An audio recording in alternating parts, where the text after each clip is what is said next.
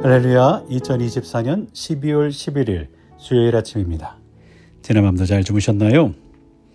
성도님들을 찾아가는 말씀, 오늘 새벽 동동, 새벽 말씀은 데살로니가전서 1장에서 5장까지입니다. 그 중에 1장 말씀, 데살로니가 교회의 모범적인 신앙생활은 무엇일까? 한번 살펴봅니다. AD 49년 혹은 50년에 바울과 그의 동료들이 데살로니가를 방문합니다. 이곳은 이미 유구한 역사를 지닌 안정된 도시였습니다.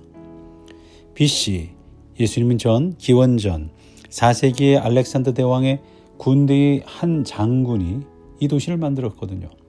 그 장군은 알렉산더의 의붓자매이자 자신의 아내 이름 데살로니카를 따서 이 도시의 이름을 지었습니다. 또 데살로니가는 전략상에도 좀 중요한 도시였어요. 로마의 마게도니아 주의 수도였죠. 오늘날에도 그리스에서 두 번째로 중요한 도시가 바로 이 데살로니가입니다. 데살로니가는 라틴어로 실루아노라고 하는 신라죠. 바울과 신라의 전도로 생겨난 교회가 이 데살로니가 교회입니다. 사실 이제 사도행전 17장에서 데살로니가가 어떻게 복음화되었는지를 알 수 있어요.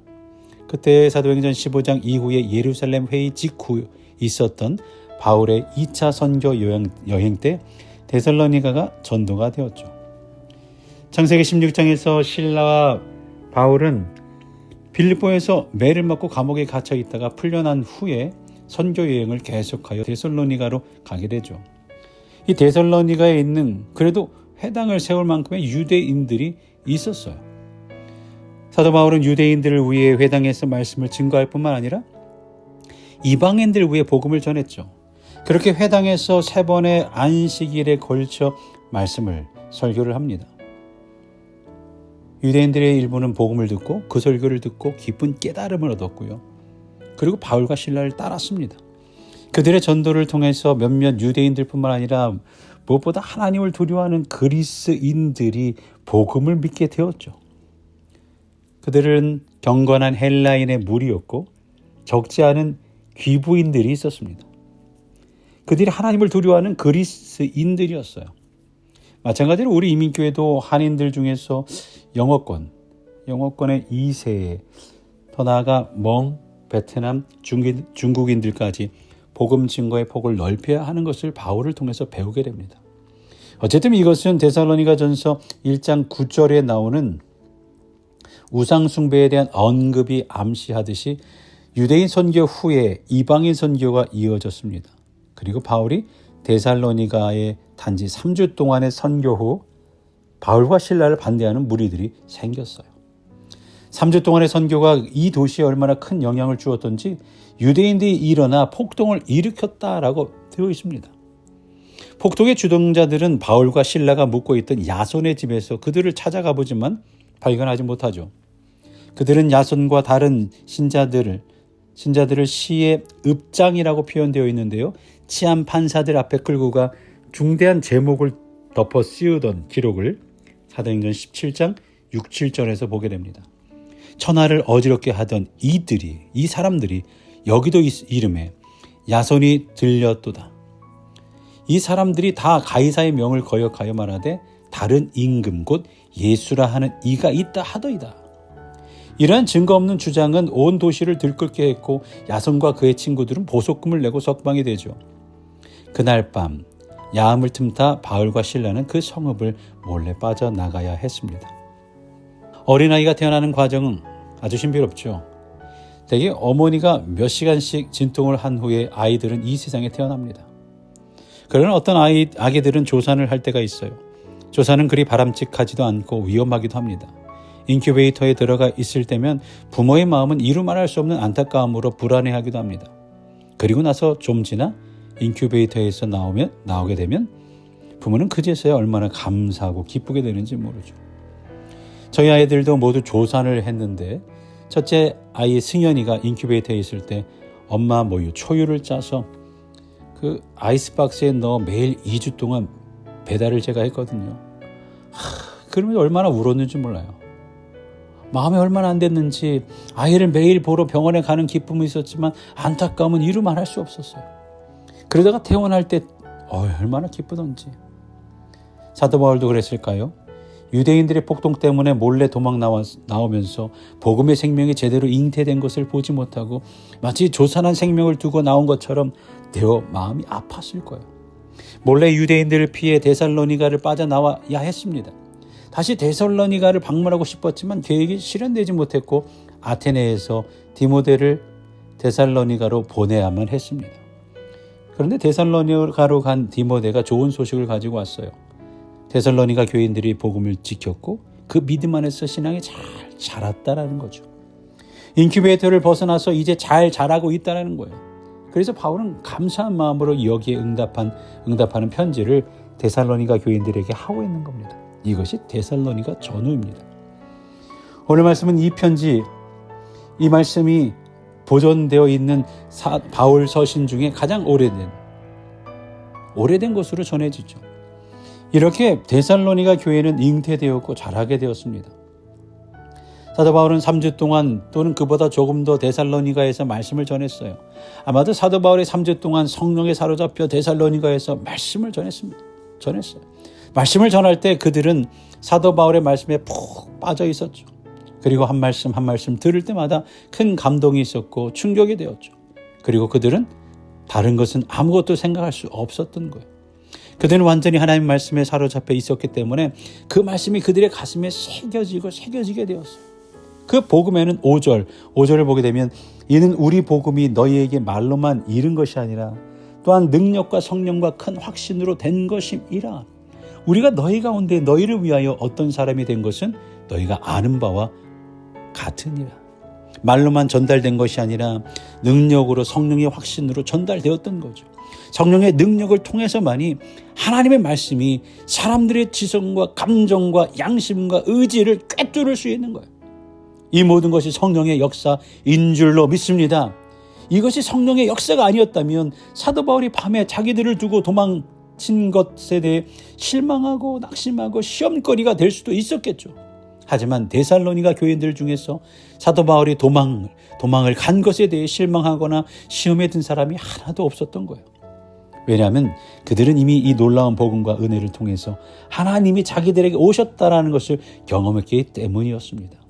그리고 사도 바울은 오직 하나님의 말씀을 전하는 수단에 불과하다는 것을 알았기 때문입니다.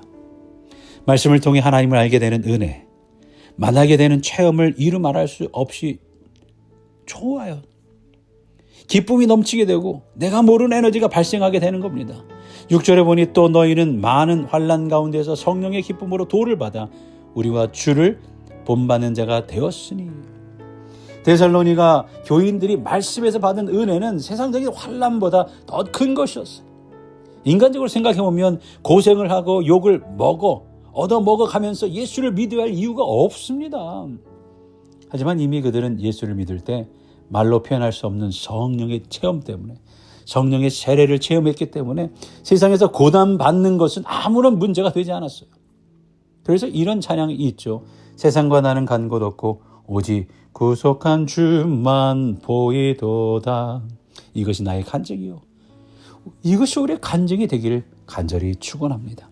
이런 간증은 그들이 계속해서 은혜를 받기 때문이에요. 그래서 주를 본받기로 결심했던 것을 보게 됩니다. 데살로니가 교회는 큰 교회는 아니었어요.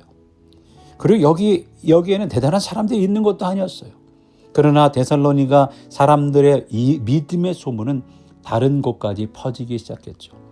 주의 말씀이 너희에게서부터 마게도냐와 아가예만 들릴 뿐 아니라 하나님을 향하는 너의 믿음의 소문이 각처에 퍼진 고로 우리는 아무 말도 할 것이 없도다. 데살로니가 교인들이 얼마나 하나님의 말씀을 사랑했고 은혜를 받았는지 데살로니가 교인들이 깨닫고 은혜 받은 말씀이 주위에 퍼지기 시작했죠. 여기서 마게도냐와 아가야라는 곳은 아주 넓은 지역을 말합니다. 그 넓은 지역에 데살로니가 교인들의 말씀이 영향을 미치게 되었던 거예요. 오고 가는 여행객이나 상인들을 통해 이곳저곳에서 퍼지게 된 거죠. 우리 교회의 믿음의 소문이 미국 전역에 가득 퍼질 수 있기를 간절히 축원합니다. 아멘. 어떤 어려움이 와도 하나님만 믿고 하나님께 매달리시다가 이런 좋은 소문이 퍼질 수 있기를 기도합니다. 그 방법은 어제 말씀처럼 하나님의 뜻을 바로 알고 복음을 제대로 알고 아는 것을 넘어 실천할 때 소문이 나게 되어 있습니다. 사랑의 언어, 배려의 표현, 죄의 신속한 깨달음, 화해와 용서의 손길이 하나님의 인도하심에 민감하게 반응한다면 분명 바른 믿음의 행동과 삶의 열매가 믿음의 소문난 교회가 되게 할 줄로 믿습니다. 10절 말씀, 또 죽은 자들 가운데서 다시 살리신 그의 아들이 하늘로부터 강림하심을 기다린다고 말하니 이는 장래 노하심에서 우리를 건지시는 예수시니라. 데살로니가 교인들은 이미 이 세상에 한번 지나가는 나그네 인생이라는 것을 알았습니다. 그래서 그들은 아예 짐을 쌓아놓고 예수님을 기다리고 있었던 거예요. 즉 예수님이 언제 오시든지 부르시기만 하면 따라가려고 모든 것을 다 준비하고 있었어요. 그 결과 이 세상의 어떤 조롱이나 따돌림도 두렵지가 않았고 오직 장차 하나님의 진노의 심판을 피하는 것이 이들에게는 가장 중요한 관심거리였던 거죠. 데살로니가 교인들은 태어날 때 미숙아로 태어난 아이들과 같았습니다. 그러나 그들은 결코 그런 상태에서 버림을 받지 아니하고 사랑과 말씀으로 보호를 받았죠. 특히 그들은 하나님의 말씀을 성령의 강한 감동과 확신으로 받아서 다른 어느 누구보다 신앙이 바르게 성숙하게 되었습니다. 이것이 믿음의 위대한 승리였습니다. 우리도 여러 가지 어려운 처지에서 신앙생활을 하고 있을지 모릅니다. 하지만 이런 모든 상황을 넘는 믿음만은 세계 최고가 되시면 어떠시겠습니까? 믿음의 행동과 그로 인한 소문은 세계 최고가 되어 이 중부에, 미국 중부에 가장 소문난 미네소타 한인연합감리교회가 되길 우리 다 같이 기도할 수 있기를 바랍니다.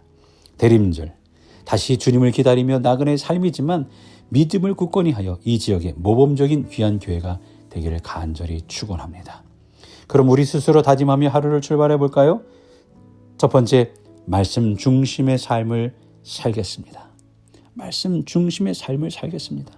두 번째, 환난 중에도 기쁨으로 믿음을 지키겠습니다.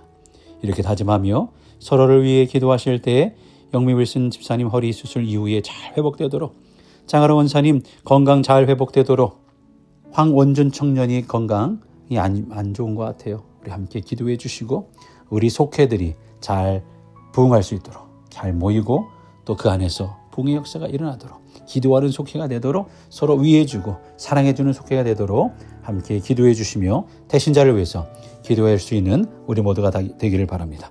기도하며 출발하겠습니다.